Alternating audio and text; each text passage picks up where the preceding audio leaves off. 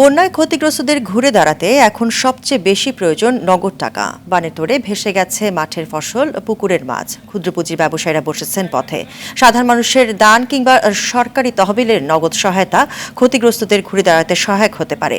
এছাড়া সুদমুক্ত কিংবা স্বল্প সুদে ঋণের ব্যবস্থা করার পরামর্শ বিশেষজ্ঞদের।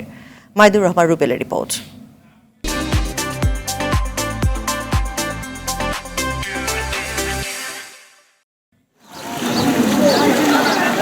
বিপ্লব পরবর্তী অন্তর্বর্তী সরকারের বড় চ্যালেঞ্জ উত্তর পূর্বাঞ্চলের নজিরবিহীন বন্যা। তবে দুর্গতদের সহায়তায় সাধারণের ঝাঁপিয়ে পড়া আশার আলো দেখাচ্ছে।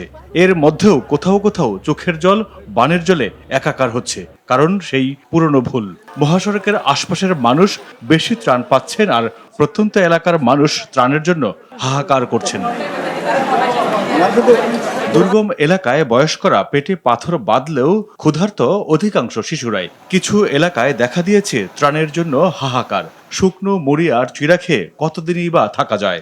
সবাইকে ঐক্যবদ্ধভাবে দিতে, এখন একটা ঐক্যের সময়। পলিটিক্যাল পার্টিগুলো এতদিন চিৎকার করতো যে আমরা জাতীয় সরকার গঠন করব, তারা এখন সর্বদলীয় রিলিফ কমিটি কেন করছে না ইউনিয়ন লেভেলে? তারা তো এটা করতে পারে, করে তো দেখাইতে পারে। তোমরা ভোট করবে, যখন করবে তখন করবে, কিন্তু একটা দেখাও যে তোমরা এই কাজগুলো করতে পারো। এটা তো তাদের কোনো সম্পদ লাগবে না, শুধু কোঅর্ডিনেশনটা তারা দেখবে। এবং সর্বদলীয় থাকলে তখন তাদের মানুষের একটা আস্থা আসবে যে না, এটা নতুন দিনের একটা নতুন ব্যবস্থাপনা চালু হবে।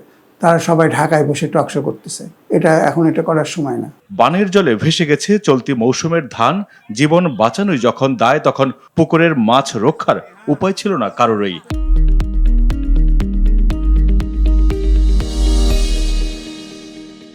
ক্ষতি কাটিয়ে ঘুরে দাঁড়াতে তাদের আর্থিক সহায়তা প্রয়োজন বলে মনে করেন এই বিশেষজ্ঞ। যাদের আমন ধান নষ্ট হয়েছে, আউশ ধান নষ্ট হয়েছে, তারা যেন খুব দ্রুত শীতের ফসলটা যেতে পারে, বীজতলা তৈরি করতে পারে এবং প্রকৃত কৃষকের কাছে পৌঁছাতে হবে। কারা চাষ করেছে, কাদের ফসল ক্ষতি হয়েছে, সেটার উপর নির্ভর করে আমাদের প্রণোদনা দিতে হবে। স্থানীয় বাজারগুলোকে চাঙ্গা করতে হবে। যারা ক্ষুদ্র ক্ষুদ্র বিভিন্ন মুদি দোকানদার ছিল বা ছোটোখাটো ব্যবসা করতো, সেটাকে কিভাবে রিভাইভ করা যায়। নাহলে স্থানীয় অর্থনীতিকে চাঙ্গা করতে না পারলে, আমরা যদি ঢাকা থেকে চাল ডাল কিনে নিয়ে বিতরণ করে তাহলে স্থানীয় তাদেরকে আমার এখন টাকা দিতে হবে, ক্যাশ ছাড়া কোনো রিলিফের দরকার নাই। আমার লোকাল ইকোনমিটাকে রিভাইভ করাটা খুব জরুরি। যারা কৃষিকাজে ছিল, যারা পোলট্রি ফার্মে ছিল, যারা মৎস্য খামারে ছিল, এদেরকে এখন সুদমুক্ত ঋণ দিলে তারা দাঁড়াতে পারবে। এরা কেউ টাকা মারবে না, সব টাকা ফেরত পাবে। এরা কেউ দরবেশ না। গ্রামীণ অর্থনীতি চাঙ্গা করার ব্যবস্থা গ্রহণের পরামর্শ দিলেন এই দুর্যোগ ও বন্যা ব্যবস্থাপনা বিশেষজ্ঞ। মাইদুর রহমান রুবেল, RTV, ঢাকা।